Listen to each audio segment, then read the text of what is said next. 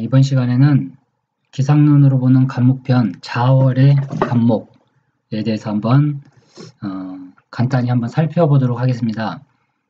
일단 자월이라고 사주는 이제 계절학이기 때문에 항상 계절을 중심적으로 잘 봐야 됩니다.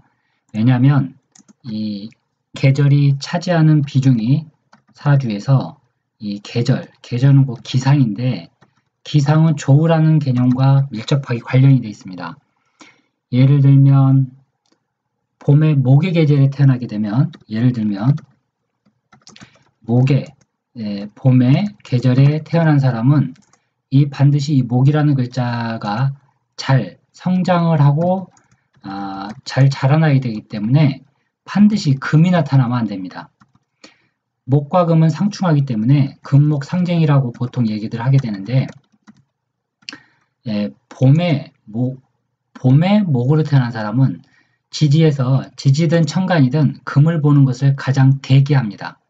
가장 꺼린다는 얘기입니다. 그러면 근데 여름은 좀 다릅니다. 여름은 계절이 양이 바로 양의 극성, 양이 극대화되어 있기 때문에 덥다는 겁니다. 그러면 조우대는 오히려 수라는 글자가 이게 더 좋은 글자가 되는 겁니다. 봄에는 금목이 상쟁을 해서 흉하다고 얘기했고 여름에는 불이 당령을 해버리기 때문에 그 불의 기운을 어느 정도 잡아줄 수 있는 수라는 글자, 수가 없게 되면 금이라는 글자도 대타로 있어야 됩니다. 그래야 사주가 조우를 이루게 되고 조우를 이룬다는 것은 사주가 곧 생명은 곧 사주에서 목을 나타냅니다. 목은 간목, 을목, 지지로는 임목, 또 묘목 등을 나타냅니다. 그러면 천간에 간목도 없고 을목도 없고 지지에 임목도 없고 또 묘목도 없는 사람이 있습니다. 그럼 이런 사람들은 목이 없는 사람들이냐? 그렇지가 않습니다. 그 다음에 살펴봐야 될 게 바로 지장간에 있는 목을 잘 살펴야 됩니다. 제가 사주를 온라인상에 있는 많은 유명인들 사주를 제가 나름대로 공부하기 위해서 많이 살펴보는데 갑을목이 드러나 있지 않는 사주들, 그런 사주들이 연예인을 하는 경우 바로 지지에 이 지장간에 있는 목을 잘 살펴보게 된다면 왜 그 사람들이 연예인을 하는지 어느 정도 실제로 유추가 가능합니다. 어찌 됐든지 간에 여름에는 물과 금이 있어야 된다고 제가 말씀을 드렸고, 자, 가을은 결실의 계절입니다. 이제는 결실의 계절이고 수확의 계절이기 때문에 지금은 이제 일간 기준으로 간목 일간 기준으로 말씀을 드리게 되면 가을이 되게 되면 수확이 돼서 다 자랐다고 보는 겁니다. 다 자랐기 때문에 이 수확의 계절이기 때문에 천간에서 물을 만들어내는 글자를 보는 걸 대체적으로 흉하게 봅니다. 천간에서 물을 만들어내는 글자, 대표적인 게 임수, 개수인데 임수보다는 개수가 더 그릇이 작습니다. 왜냐하면 개수는 하늘에서 내리는 비를 상징하기 때문에 농부가 가을에 추수를 해서 걷어들여야 되는데 하늘에서 비가 내리게 되면 수확물이 다 썩어버리게 됩니다. 수확물이 썩는다는 것은 그 다음에 종자로 쓸 수가 없는 걸 얘기하게 됩니다. 곡식으로 비유하자면 이 종자라는 게 뭐냐면 곧 경금과 신금입니다. 뭐 경금, 신금을 다른 용어로 많이들 빗대긴 하지만 어쨌거나 종자다, 씨앗이다라고 보면 되는 거고 경금, 신금을 망가뜨리는 글자가 천간에 나타나면 흉하게 됩니다. 자, 그 다음 이제 겨울이 되게 되면 이 나무는 더 이상 나무는 다양한 형태로 존재를 하게 되는데 땔감이 될 수도 있고 대체적으로 나무는 지지에 뿌리를 내리는 토가 있어야 귀하게 됩니다. 그런데 겨울나무가 땔감이 될 경우에는 지지에 오히려 그 뿌리가 없는 게 더 귀하는 경우가 많이 있게 됩니다. 두 번째는 땔감이 아니고 이게 목재로 쓸 경우에는 다 자란 간목을 경금이라는 도끼를 가지고 수확을 해야 되는데 이때는 반드시 경금과 정화를 같이 봐야만이 귀한 사주가 됩니다. 근데 실제로 이제 이런 경금과 정화, 간목의 구조를 본 사주가 그리 많지는 않습니다. 한 대략적으로 10명을 보게 된다면 한 2명 정도나 1명 정도가 경금과 정화를 가지고 있습니다. 그러면 정관에서 경금과 정화가 있다고 해서 반드시 다 귀하냐? 그렇지가 않습니다. 바로 지지에 이 경금과 정화, 특히 정화의 뿌리가 아주 잘 강하게 자리 잡고 있어야만이 대체적으로 귀한 경우가 있습니다. 그렇지 않은 경우에는 천간에 드러났다 하더라도 뿌리가 없게 되면 보통 그런 사주들은 그냥 평범한 직장인 사주 정도밖에 안 됩니다. 세 번째, 땔감이 되는 경우, 목재가 되는 경우가 아닌 그 다음에 계속적으로 자라는 나무가 있게 됩니다. 자라는 간목. 이걸 판단해야 되는데 이 계속적으로 자라는 간목은 쉽게 얘기하면 생목이라고 합니다. 계속적으로 자라기 때문에 요 간목은 바로 지지에서 뿌리를 잘 봐야 됩니다. 자라는 나무는 뿌리를 받고 계속 자란다는 의미가 있기 때문에 지지의 진토라는 이 땅에 뿌리를 받고 있어야 됩니다. 그래야만이 그 다음에 다시 자라는 나무가 되는 겁니다. 이게 제가 알고 있는 겨울나무에 대한 간목에 대한 해석의 기초 개념입니다. 이게 잘 머릿속에 있고 이걸 토대로 사주를 해석하고 그릇을 판단하는 연습을 잘해야 됩니다. 그래야만이 사주를 가지고 이 사주가 어느 정도 그릇인지 잘 판단할 수 있게 됩니다. 다음에 한번 예를 들어서 사주를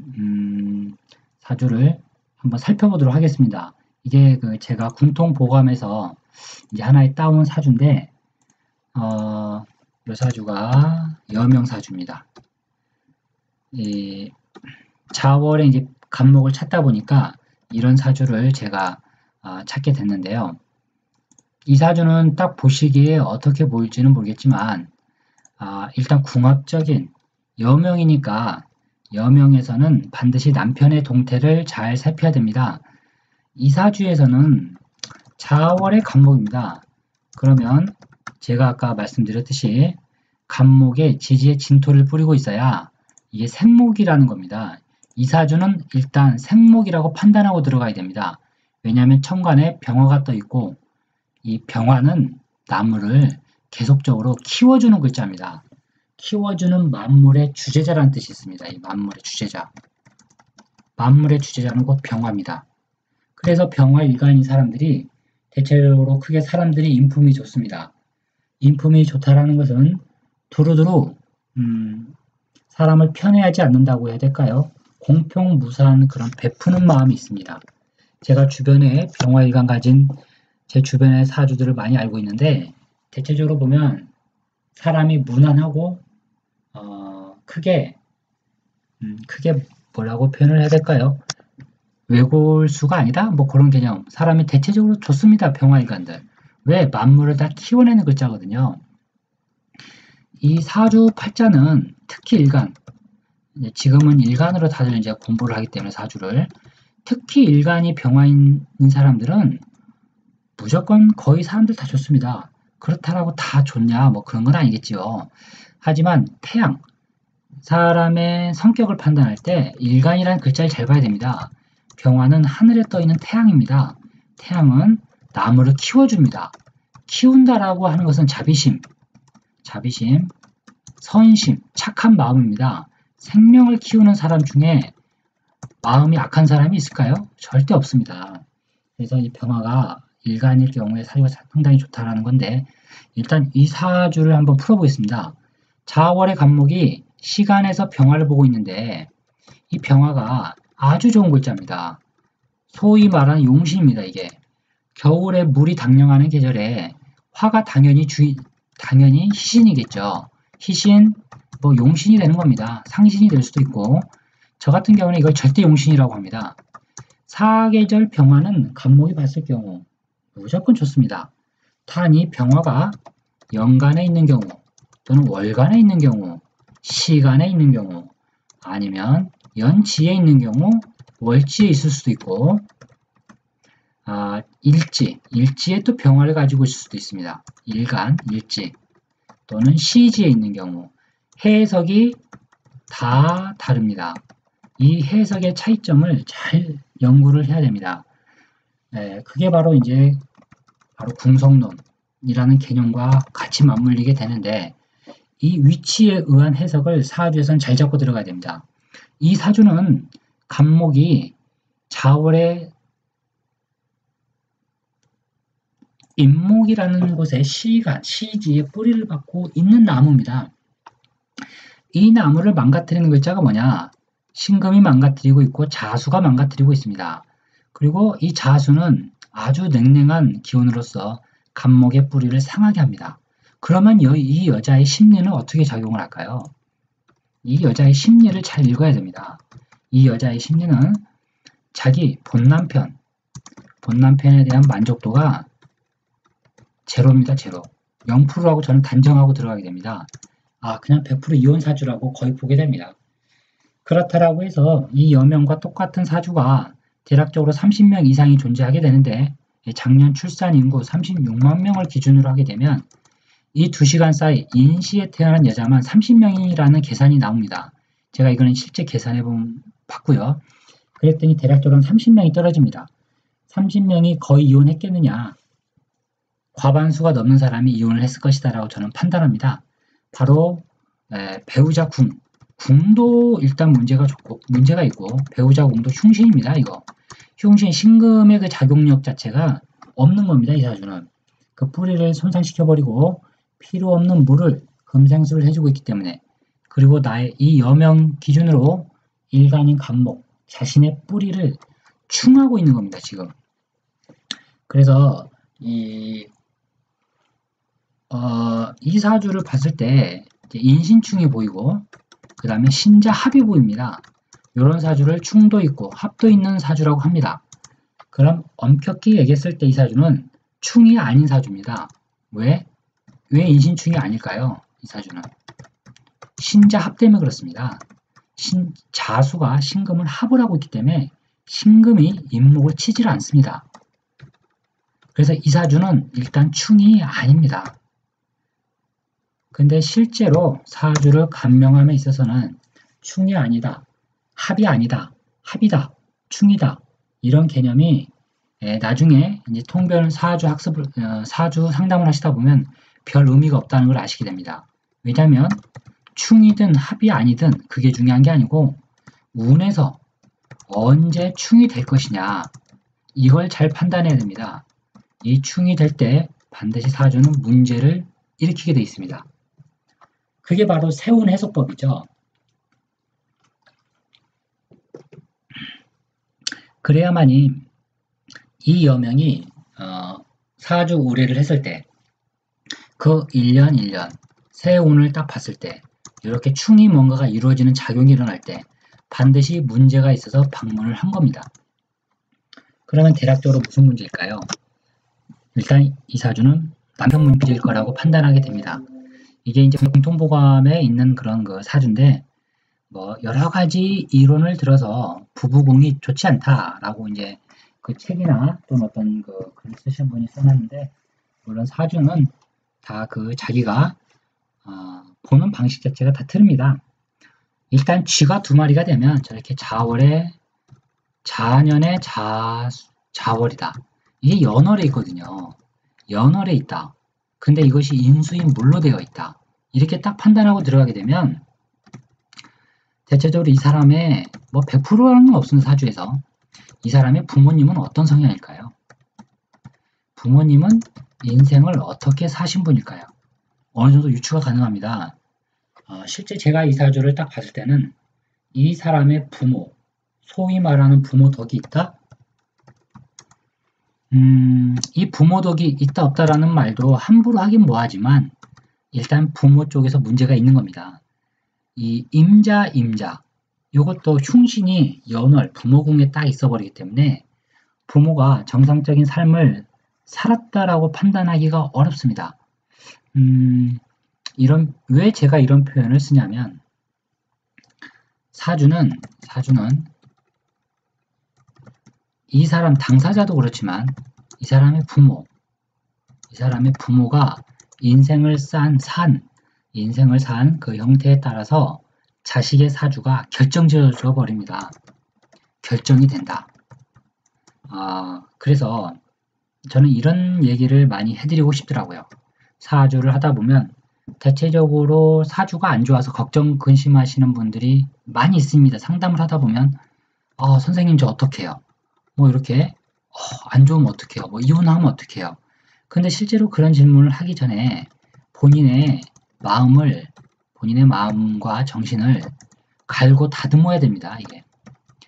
왜냐하면 본인의 마음이 그렇게 결혼을 해서 남편하고 마음을 먹었기 때문에 자기 자식이 그런 사주글자를 갖고 태어난 겁니다. 곧 원인은 자기한테 있다라는 겁니다. 이걸 무슨 팔자 타령을 해서는 안 되는 겁니다. 사주는. 그래서 사주를 볼 때 제가 무슨 말씀을 드리고 싶냐면 사주를 꼭 물론 누구나 다 상담을 의뢰할 때는 좋은 얘기를 듣고 싶어서 상담을 의뢰합니다. 실제 그런 게 중요한 게 아니고 인생을 바르게 살면 언젠가는 자기 자식이 또 좋은 사주를 갖고 태어나게 되고 그래서 일도 잘 되고 뭐 그런 것이지 이 사주 팔자만 가지고 풀어주게 되면 그 듣는 사람은 반드시 실망을 하게 돼 있고 아마 글쎄요 이 사주를 만약에 이 여자 사주가 임자생이니까 이제 1972년생인데 이 사주가 만약에 결혼하기 이 여자가 20대 때 찾아오게 되면 이거 뭐라고 얘기를 해줘야 될까 이 사주를 너는 간목인데 겨울에 태어난 간목인데 온통 물밖에 없어서 그 뿌리를 내리는 나의 뿌리를 배우자인 남편이 치고 들어오기 때문에 너는 남편복도 없는 사주야 라고 과연 말을 해줄 수 있는가라는 거죠. 말을 못 해준다는 겁니다. 그래서 상담을 잘 돌려서 이 여자가 상처를 받지 않게끔 상담을 해주는 게 상당히 어려운 작업입니다. 어쨌거나 이 사주를 가지고 한번 계속 풀어보겠습니다. 지금 여담이 길었는데 이 사주가 간목이 병화가 지금 시에 있는데 이 내 뿌리입니다. 이게 임목이라는 것이. 근데 간목과 임목은 비견의 작용입니다. 비견이 가지고 있는 태양이라는 얘기입니다. 이게 왜 초운 실패 사주냐? 간목이 인신충을 맞아서 이게 이혼 사주라고 보게 되면은 그러면 세상에 인신충되어 있는 모든 여명의 사주는 다 이혼이 되는 겁니다. 제가 이제 책이라든지 유튜브에서 여명이 인신충되어 있는 사주를 파혼살이라는 그런 신살 용어를 쓰는 경우를 많이 봤습니다. 파혼살. 이게 과연 맞는 얘기냐는 거죠. 저는 인정하지 않습니다. 그러면 인신충 있는데도 잘 사는 사람 많습니다. 실제로 제가 아는 분 중에도. 아니 인신충, 이 파혼살이 있다고 이혼이 하는 게 아닙니다. 절대. 요 사주가 이혼하는 것은 간목이 시간에 임목이 있어서 지금 문제가 되는 겁니다. 왜 그러냐면 요 간목이 뿌리 내리고 있는 이 일지는 이게 남편입니다. 지금. 남편이 신금을 들고 있기 때문에 이게 파혼이 되고 이혼이 되는 것이지 이게 파혼살 때문에 그렇다. 그런 게 아닌 겁니다. 이런 개념을 잘 한번 생각을 해보셔야 됩니다. 왜 저 병화가 시에 떠 있을까? 그러면 만약에 병인이 월간에 있으면 또 어떻게 될까? 그래도 이혼이 될까요? 물론 이혼 가능성이 그래도 있긴 있습니다. 하지만 자월과 인월은 근본적으로 차이가 또 많이 있게 됩니다. 그래서 당연히 신살 가지고 하는 해석법에 대해서는 저는 인정을 하지 않습니다. 요 간목이 뿌리를 내리고 있어야 된다. 뿌리를 신금이 치고 있다. 겨울에 이 많은 물, 이게 얼음물입니다. 지금 언 땅에 간목이 뿌리를 지금 못 내리고 있는 겁니다. 그러니까 당연히 이혼하겠죠. 뿌리를 못 내린 나무가 어떻게 뿌리를 받고 딱 옹건히 서 있습니까? 이거는 겉으로 봤을 때만 간목이지 실제 간목이 아닌 겁니다. 물론 시에 병화가 있어서 자식복이 없다라고는 말할 수는 없습니다.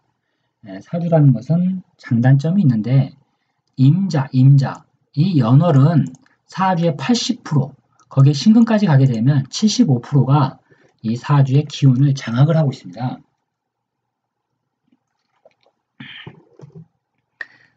기운을 장악을 하고 있기 때문에 아무리 운이 좋아도 벌써 크게 될 제목이 아닌 겁니다. 이 사주가. 만약에 이 사주가 이혼을 하고 아마 이런 질문을 해오고 갔습니다. 제 생각에는. 뻔한 질문이죠. 무슨 질문을 하냐? 재혼할 수 있을까요? 당연히 이런 사주는 재혼을 할 겁니다.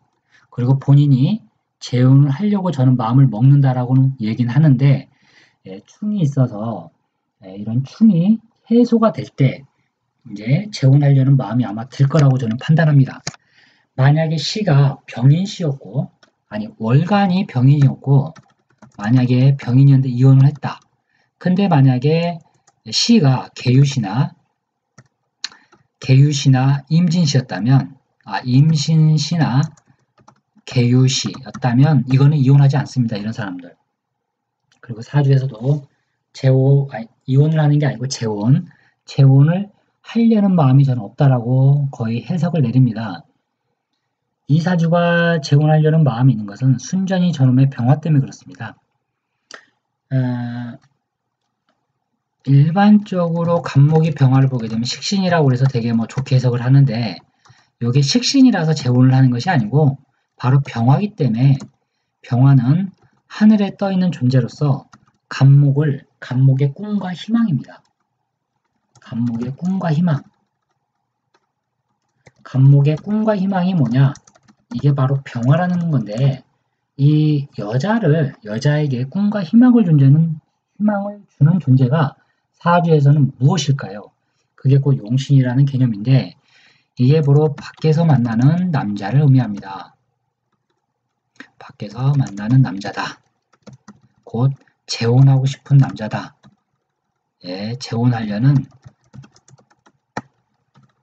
재혼하고 싶어하는 바로 남자가 저 병화입니다. 그래서 밖에서 반드시 남자를 보게 되어 있습니다. 이런 사주들은.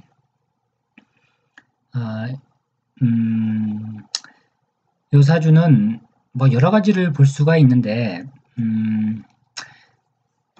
사람의 그릇의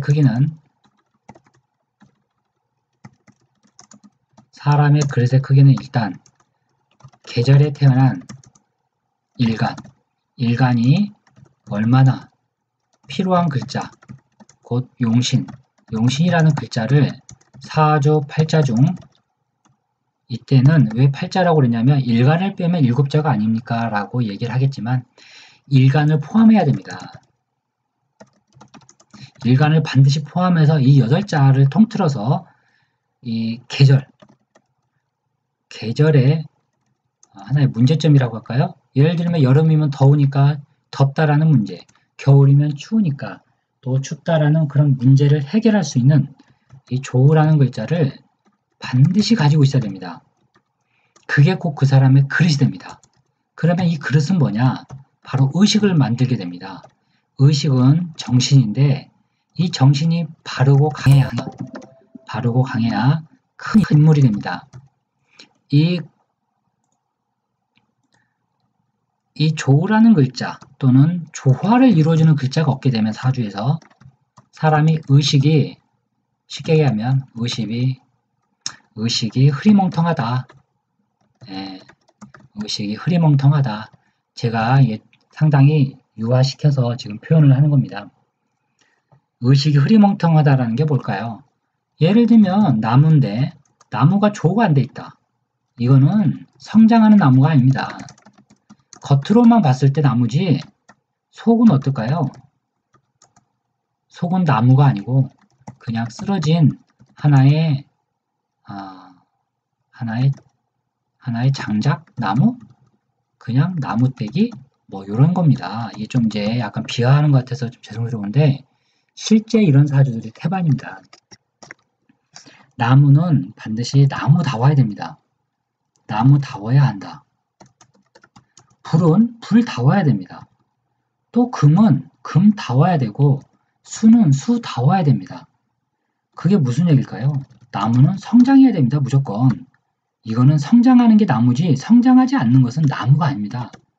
근데 실제 그건 뭐냐면 미래를 향해서 나아가야 된다는 얘기입니다. 그래서 나무가 목이라는 글자가 잘 발달되어 있게 되면 사람이 아주 진취적입니다. 진취적이고 또 실패를 두려워하지 않습니다. 그리고 과거에 얽매이지 않습니다. 아주 나무에 좋은 장점들이 드러나게 됩니다. 이걸 잘 파악을 해야 이런 의식이라든지 그 사람의 성향, 성격을 잘 파악을 해야 사주 상담을 할 수가 있습니다. 만약에 불이라는 글자, 화는 밝음입니다. 밝음이다. 공평무사하다. 아주 더러운 걸 싫어한다. 또는 사기친다거나 치사한다거나 그런 걸 싫어하는 게 전부이다. 화의 습성입니다. 근데 화가 화의 작용을 못하게 되면 사람이 아주 치사스럽게 됩니다. 그리고 인정을 모르죠. 그리고 사람이 사기 기질이 강합니다. 왜 제가 화에서 이 사기 기질을 얘기하게 되냐면 간목이 실제 제가 상담한 사주분의 사주를 올리기는 좀 뭐하고 나중에 기회가 되면 올리겠습니다. 간목일간이 천간에서 정화를 보는데 정화를 볼 경우 이 정화가 흉신이 되게 되면 이거 사기꾼이 됩니다. 사기꾼. 무슨 사기꾼이 될까요?